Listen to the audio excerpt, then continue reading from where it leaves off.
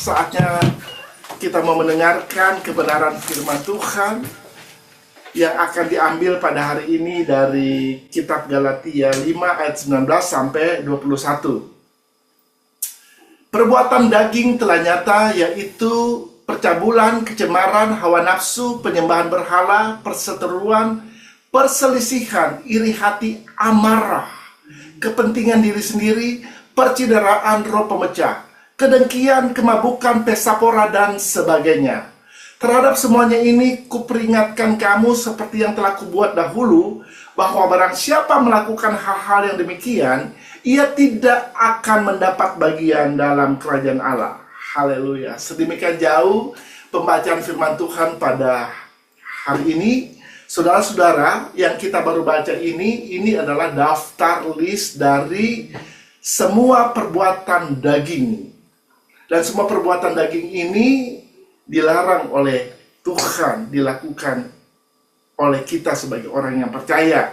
Kalau Anda melihat dalam ayat 21 dikatakan bahwa barang siapa melakukan hal-hal yang demikian, artinya melakukan semua perbuatan daging ini, ia tidak akan mendapat bagian dalam kerajaan Allah. Haleluya. Saudara, tema kita pada hari ini, ya, kalau saya bisa kasih judul untuk khotbah pada hari ini, judulnya adalah Padamkan Amarahmu. Hari ini kita akan membahas salah satu perbuatan daging, yaitu amarah atau kemarahan, saudara. Kita akan belajar pentingnya memadamkan kemarahan kita, supaya kita tidak hidup dikuasai atau dikendalikan oleh kemarahan yang bisa menghancurkan kehidupan kita. Pertama-tama, kita tentu perlu mengetahui apa itu marah atau kemarahan. Kemarahan adalah perasaan permusuhan terhadap seseorang atau sesuatu yang menurut Anda telah sengaja berbuat salah kepada Anda. Ini adalah kemarahan. Dan marah adalah salah satu dosa yang dilakukan oleh manusia, karena marah adalah salah satu dari perbuatan daging. Dan dosa ini bisa dilakukan oleh siapa saja, saudara. Ya, anak kecil bisa marah. Ya, orang dewasa bisa marah. Orang tua bisa marah. Bahkan kakek nenek pun bisa marah, saudara. Bukan berarti kalau udah kakek dan nenek udah nggak marah lagi. Bisa, saudara. Ya, dan suami istri juga bisa marah. Jadi siapa saja, semua orang bisa jatuh di dalam dosa kemarahan, saudara. Kalau kita nggak waspada dan tidak hati-hati terhadap dosa yang satu ini, saudara. Misalnya dalam sebuah keluarga, saudara, kalau ada satu orang saja yang marah atau dikuasai oleh kemarahan, maka atmosfernya bisa dirasakan oleh seluruh keluarga. Benar? Ya. Bukan hanya seluruh keluarga, seisi rumah, semua orang yang ada dalam rumah pun bisa merasakan atmosfer kemarahan itu, saudara. Ya, ya, banyak rumah tangga yang berantakan, yang hancur gara-gara kemarahan, saudara. Suami dan istri akhirnya bercerai karena kemarahan. Dan juga pertemanan, persahabatan bisa rusak karena kemarahan, saudara. Hubungan antara keluarga bisa terputus cuma gara-gara kemarahan, saudara. Ya, dan memang kemarahan ini bisa menghancurkan kehidupan kita. Saudara-saudara, dengan melihat akibat dari kemarahan ini, yang menjadi pertanyaan, apakah kita sama sekali tidak boleh marah? Coba kita lihat firman Tuhan dalam Efesus 4 ayat 26. Apabila kamu menjadi marah, janganlah kamu berbuat dosa. Janganlah matahari terbenam sebelum padam amarahmu. Saudara-saudara, firman Tuhan ini menjelaskan apabila kamu menjadi marah, artinya ada kemungkinan setiap kita bisa menjadi marah. Ada kemungkinan saudara dan saya bisa marah, saudara. Dan firman Tuhan ini dilanjutkan dengan apabila kamu menjadi marah, janganlah kamu berbuat dosa. Artinya kemarahan itu bisa membawa atau menjerumuskan kita ke dalam dosa. Ya, tetapi juga ada ketika orang marah, Dia tidak berbuat dosa, saudara. Nah, nanti saya akan jelaskan tentang hal itu. Apa arti dari apabila kamu menjadi marah, janganlah kamu berbuat dosa. Bukankah kalau Anda mempelajari Alkitab, di Alkitab dicatat, Yesus sendiri pernah beberapa kali marah. Ya, nanti kita akan membahas hal ini, mengapa Tuhan Yesus marah, dan juga kita akan belajar apa yang dimaksud dengan apabila kamu menjadi marah, janganlah kamu berbuat dosa. Selanjutnya ayat firman Tuhan ini menjelaskan, janganlah matahari terbenam sebelum padam amarahmu. Artinya, kemarahan itu tidak bisa kita biarkan berlarut-larut terjadi dalam kehidupan kita, saudara. Jangan membiarkan kemarahan itu menguasai kehidupan kita, saudara. Kemarahan itu harus segera dipadamkan. Ya, kemarahan itu harus segera mungkin dikuasai atau dikendalikan, saudara. Kalau tidak, bisa berbahaya bagi kehidupan kita. Nah, kenapa kita harus bisa menguasai kemarahan? Karena banyak orang yang pada waktu mereka marah, mereka tidak bisa menguasai diri. Mereka tidak bisa menguasai kemarahan, saudara. Akhirnya mereka jatuh dalam berbagai macam dosa. Karena kemarahan ini bisa mengakibatkan orang melakukan berbagai macam dosa, saudara. Ya, karena marah orang bisa benci, ya bisa dendam, ya bisa kepahitan, saudara. Bahkan karena marah, orang bisa melakukan pembunuhan. Benar? Kita suka lihat kan, ya di berita-berita, ya. Karena orang marah akhirnya dia menghabisi nyawa dari seseorang. Benar? Ya. Ini bisa terjadi, saudara. Ya. Alkitab mencatat di dalam Amsal 29 ayat 22, coba kita lihat ayat ini. Si pemarah menimbulkan pertengkaran, dan orang yang lekas gusar banyak pelanggarannya. Saudara-saudara, ada beda antara orang yang marah dengan si pemarah. Ya, orang bisa saja menjadi marah, tetapi bukan berarti orang itu adalah pemarah.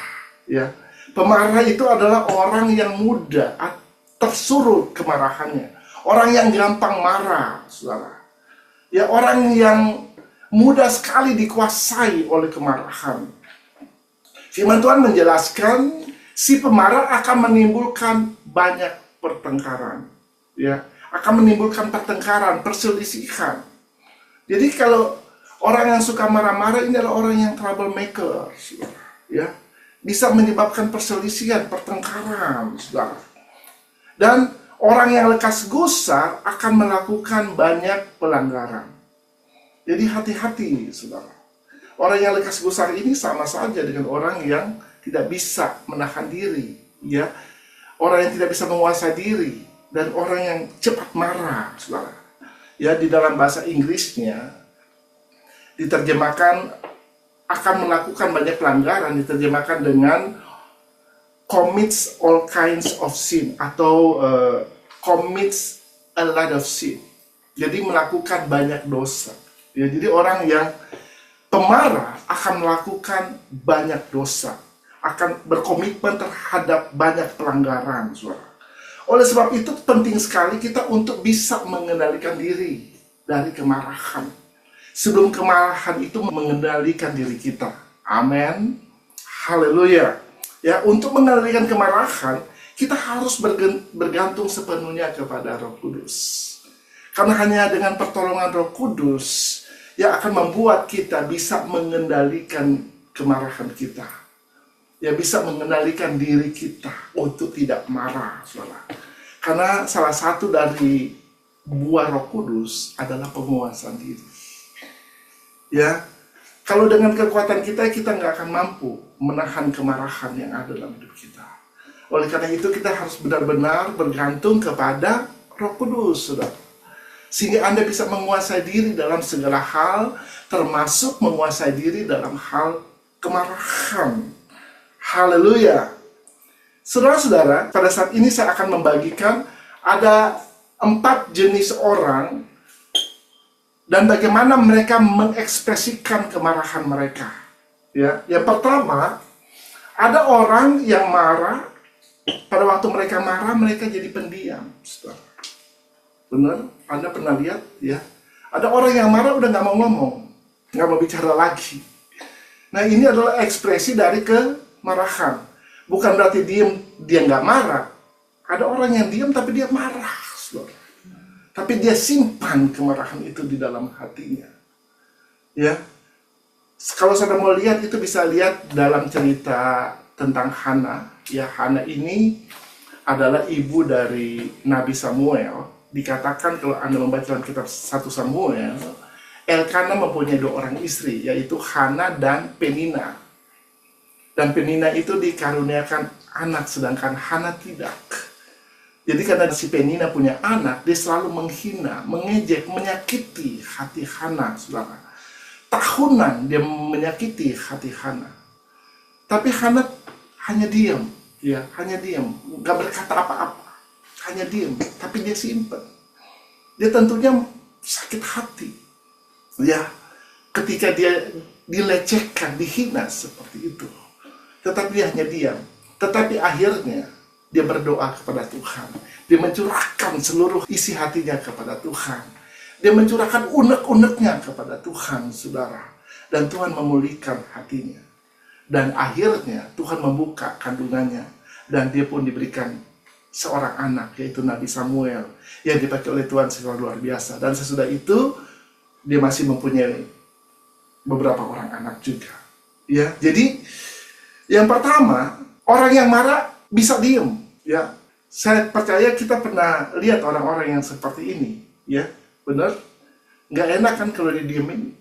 Kalau orang marah, nggak enak, saudara. Ya, kita tahu, oh ini lagi marah. Ya, yang kedua, ada orang yang marah, dia menunjukkan kemarahannya dengan emosi yang meledak-ledak.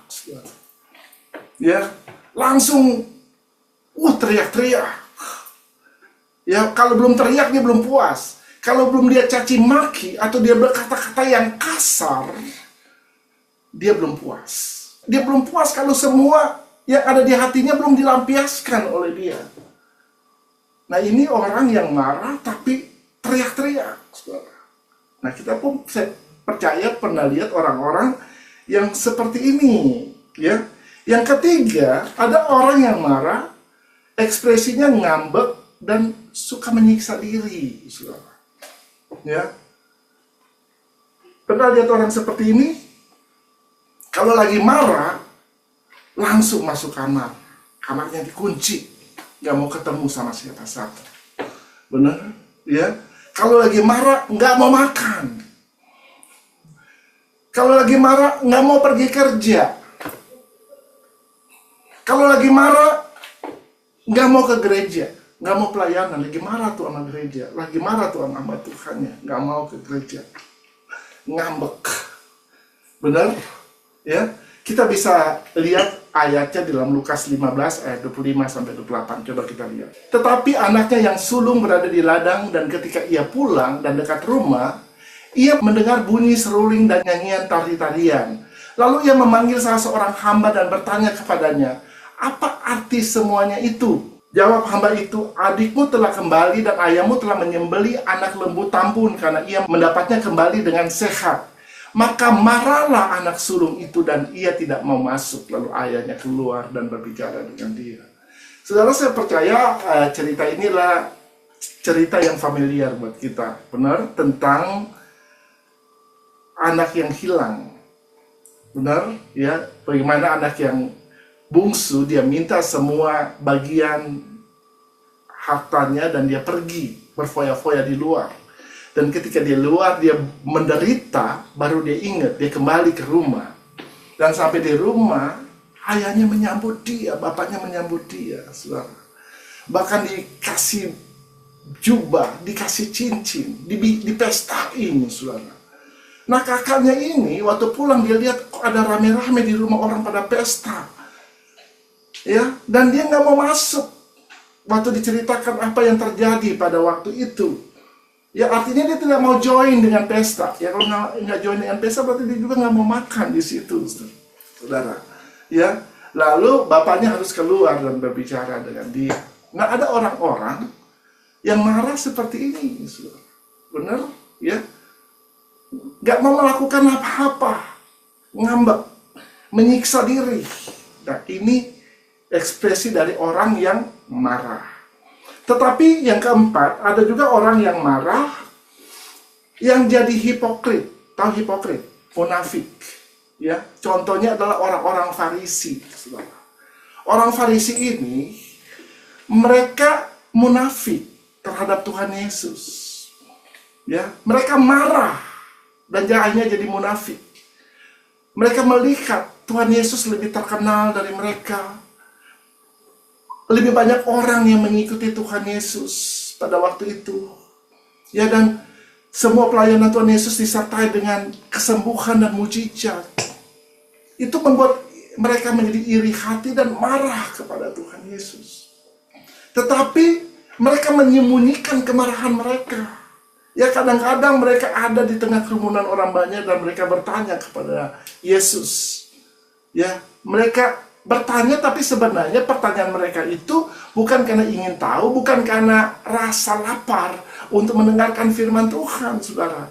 Tetapi pertanyaan mereka itu untuk menyembah Tuhan Yesus. Kalau Tuhan Yesus salah dalam menjawab, sehingga mereka mempunyai alasan untuk menjebloskan Yesus ke dalam penjara. Benar? Nah, ini mereka marah, tetapi mereka jadinya munafik, saudara. Ya, nah ini adalah 4 hal yang diekspresikan pada waktu orang-orang sedang marah. Sekarang kita lihat, kita akan melihat apa yang dimaksud dengan apabila kamu marah, janganlah kamu berbuat dosa. Kita akan lihat contohnya dari Tuhan Yesus sendiri. Ya, yang pertama, Tuhan Yesus marah karena kedegilan hati manusia. Ya, degil hati itu saya lihat kata degil itu mempunyai arti hati yang keras, hati yang tidak mau taat, dan hati yang tidak mau menerima nasihat. Kita bisa baca ayatnya dalam Markus 3 ayat yang kelima. Ia berduka cita karena kedegilan mereka dan dengan marah. Di sini Yesus marah. Ia memandang sekelilingnya kepada mereka, lalu ia berkata kepada orang itu, ulurkanlah tanganmu, dan ia mengulurkannya, maka sembuhlah tangannya itu.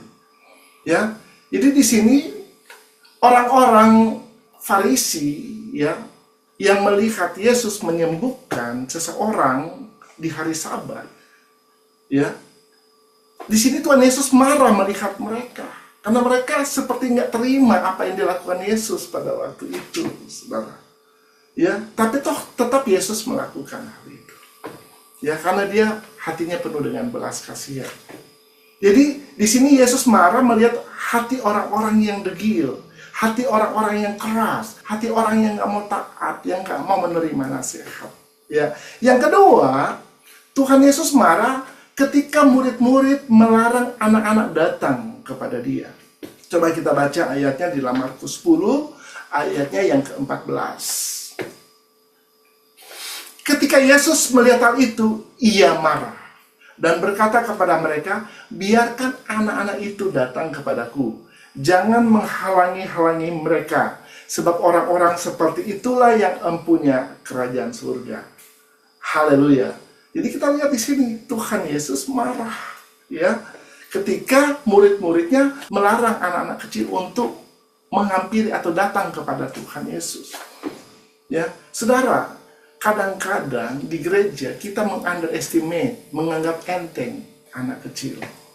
Ya, kita merasa oh anak kecil nggak penting. Padahal anak kecil itu adalah jiwa. Amin. Jiwa seorang anak kecil sama dengan jiwa seorang yang dewasa. Saudara, nggak ada bedanya. Anak kecil itu perlu keselamatan juga. Amin. Ya, jadi nggak perlu dibeda-bedakan. Oh ini anak kecil, nggak tahu apa-apa. Makanya kalau anak kecil sedikit teriak aja di gereja, orang-orang pada melihat, waduh anak kecil ini mengganggu banget sih. Ya, padahal Tuhan Yesus pada waktu anak-anak kecil itu datang kepada dia marah kepada murid-murid yang coba melarang mereka untuk datang kepada Tuhan Yesus. Karena mereka, murid-murid berpikir ini anak-anak kecil ini mengganggu aja. Benar nggak? Ya. Orang Yesus lagi sibuk mungkin pada waktu itu, tapi Yesus enggak. Dia justru menerima anak-anak kecil untuk datang kepada dia dan memberkati mereka. Amin, saudara. Ya, ini berbicara tentang Yesus marah ketika ada orang yang menghalangi seseorang datang kepada dia. Amin. Nggak peduli itu anak kecil, atau orang dewasa, atau siapa saja yang mau datang kepada Tuhan Yesus, tangannya selalu terbuka untuk menerima. Jangan pernah kita menghalangi kalau ada orang-orang yang mau datang kepada Tuhan. Amin. Haleluya. Yang ketiga, Yesus marah ketika rumah Tuhan atau bait Allah dijadikan tempat bisnis. Kita baca dalam Matius 21 ayat 12-13. Lalu Yesus masuk ke bait Allah dan mengusir semua orang yang berjual beli di halaman bait Allah. Ia membalikan meja-meja penukar uang dan bangku-bangku pedagang merpati, dan berkata kepada mereka, ada tertulis, rumahku akan disebut rumah doa, tetapi kamu menjadikannya sarang penyamun. Saudara-saudara, dalam ayat firman Tuhan ini dijelaskan, Yesus mengusir para pedagang dan para penukar uang yang ada di bait Allah. Sebenarnya apa yang dilakukan oleh Yesus terhadap para pedagang dan para penukar uang, ini mengungkapkan ketidakpuasannya terhadap penyalahgunaan tempat yang seharusnya digunakan untuk berdoa dan beribadah dan menyembah Tuhan, saudara. Tentunya kalau orang pergi ke bait Allah, tujuannya adalah untuk beribadah, amin, untuk berdoa, untuk menyembah Tuhan. Tetapi akhirnya tempat ibadah disalahgunakan, dialihfungsikan menjadi sebuah tempat untuk menjadi transaksi komersial di sana. Ya, makanya para pedagang yang ada di sana dan para penukar uang diusir sama Tuhan Yesus. Ya, karena tempat ibadah sudah tidak menjadi seperti tujuan yang seharusnya. Ya, saudara, banyak hal ini bisa terjadi. Ya, dan bahkan banyak terjadi di gereja Tuhan, di mana akhirnya tempat ibadah jadi tempat bisnis, saudara. Ya, hati-hati dengan hal ini. Ya, tempat ibadah harus benar-benar tempat ibadah. Tempat ibadah adalah tempat di mana kita beribadah kepada Tuhan. Kita memuji, menyembah Tuhan, kita berdoa kepada Tuhan. Makanya Tuhan Yesus mengutip Yesaya 56 dan Yeremia pasal 7, rumahku akan disebut rumah doa, tetapi kamu menjadikannya sarang penyamun. Haleluya, ya. Jadi Tuhan menginginkan agar bait Allah menjadi tempat penyembahan dan tempat untuk berdoa, bukan tempat untuk mencari keuntungan pribadi. Haleluya. Makanya dia marah, saudara. Jadi kalau kita melihat di sini, ya, pertama Yesus marah karena dia melihat ketidakbenaran terjadi di dunia ini. Amin. Ya, pada waktu Yesus melihat ada hal yang nggak benar terjadi di dunia ini, hatinya menjadi marah. Ya, Yesus nggak marah pada waktu dia dilecehkan, dia dihina, atau dia nggak tersinggung waktu dia diperlakukan dengan tidak adil, dia diperlakukan dia semena-mena oleh orang-orang pada waktu itu. Bahkan dia harus digantung di atas kayu salib, mati di sana. Ya, dia nggak marah. Ya, bahkan waktu di atas kayu salib, apa yang dikatakan oleh Tuhan Yesus? Dia berkata, Bapa, ampunilah mereka, sebab mereka tidak tahu apa yang mereka perbuat. Benar? Tetapi dia marah pada waktu ada ketidakbenaran terjadi. Ya, seperti yang sudah kita baca tadi. Ya, dan yang kedua, Yesus marah dengan tujuan yang benar. Saudara, pada waktu kita marah, marilah kita memarah dengan tujuan yang benar. Ya, bukan hanya sekedar untuk melampiaskan kejengkelan kita atau kekesalan kita, saudara, kita jadi marah. Atau karena kita tersinggung, kita lalu marah. Yesus marah bukan karena itu. Ya, Yesus marah. Marahnya Yesus itu membangun, bukan merusak, saudara. Ya, marahnya Yesus itu membalut, bukan untuk melukai, saudara. Ya, marahnya Yesus itu dia marah untuk mendidik dan mengajar. Ya, kalau kita baca dalam Ibrani 12 ayat 7, coba kita lihat ayat ini sebagai ayat yang terakhir, saudara. Jika kamu harus menanggung ganjaran, Allah memperlakukan kamu seperti anak. Di manakah terdapat anak yang tidak dihajar oleh ayahnya? Haleluya. Saudara, anak tuh dihajar oleh ayahnya, kata kitab Ibrani, kata firman Tuhan. Artinya kalau dihajar, artinya ayahnya sedang marah kepada anak ini. Tujuannya ada, yaitu supaya anaknya dididik di dalam kebenaran. Amin. Ya, dididik anaknya, dihajar. Ya, siapa yang nggak pernah menghajar anak? Ya, makanya dikatakan, di manakah terdapat anak yang tidak dihajar oleh ayahnya? Ya, jadi kalau marah itu dengan tujuan yang benar. Ya. Yang ketiga, kalau marah juga jangan sampai kita kehilangan penguasaan diri. Marah tetapi harus tetap terkendali. Jangan marah membabi buta, saudara. Ada orang yang marah langsung lempar ini, lempar itu. Wah, udah nggak ada penguasaan diri sama sekali. Benar nggak? Ya, harus bisa menguasai diri, saudara. Mungkin itu benar, tetapi Anda harus jangan hanya untuk melampiaskan kemarahan Anda, tapi harus tetap terkendali. Amin. Saya sudah tadi mengatakan, ya kita nggak mampu untuk menguasai diri kita. Amin. Makanya firman Tuhan berkata, apabila kamu marah, jangan berbuat dosa. Mungkin yang kamu marah itu benar, tapi jangan sampai Anda berbuat dosa.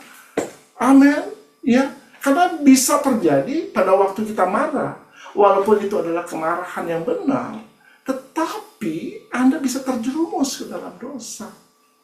Gara-gara Anda tidak bisa mengendalikan kemarahan Anda. Nah, untuk itu perlu hidup kita dipimpin oleh Roh Kudus. Amin. Karena dengan kekuatanmu sendiri, Anda nggak mampu. Ya, Anda perlu membiarkan Roh Kudus mengendalikan hidupmu. Saya tidak akan memperpanjang khotbah ini. Ya, kita sudah belajar tentang marah dan pentingnya tidak hidup dikuasai oleh kemarahan, atau pada waktu kita marah harus cepat-cepat dipadamkan. Ya, harus cepat-cepat dikendalikan. Ya, kalau enggak kita bisa jatuh ke dalam berbagai macam dosa. Dan tentunya pilihan ada di tangan kita, saudara. Apakah Anda mau menjadi seorang pemarah atau Anda mau menguasai diri dalam segala hal, khususnya dalam hal amarah ini. Dan ingat, setiap pilihan yang kita buat di dalam hidup kita, itu ada konsekuensinya, ada akibat. Amin.